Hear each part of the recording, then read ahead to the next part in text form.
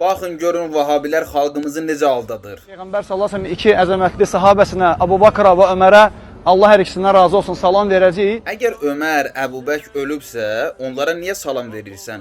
Axı ölülər eşitmir. Siz cəmaata belə təbliğ edirsiniz. Belə deyirsiniz ki, ölülər eşitmir. Onlara heç bir şey çatmır. Əgər sizin salamınızın cavabını almırsa, niyə salam verirsiniz? Harda görmüsünüz ki, hansısa Vahabi İmam Hüseyn əleyhissalama, Əmir əl-Müminin Əli əleyhissalama salam versin. Kərbəla ziyarətinə getsin, Məşhəd ziyarətinə getsin. İmam Əlini, İmam Hüseyni ziyarət etsin. Hüseyn, biz onları sevirik.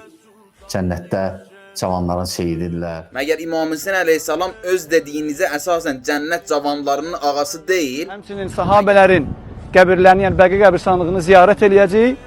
Əbubəkr və Ömərə salam düşür, amma İmam Əliyə salam düşmür. Əbubəkr və Ömər salamın cavabını ala bilir. Onlar ölü deyil, amma İmam Əli əleyhissalam ölüdür. Cəmaata belə təbliğ edirsiniz, amma əksini gedirsiniz. Cəmaatı aldadırsınız. Hüseyn, Əhl-i Beytdir. Xalqı aldadırsınız.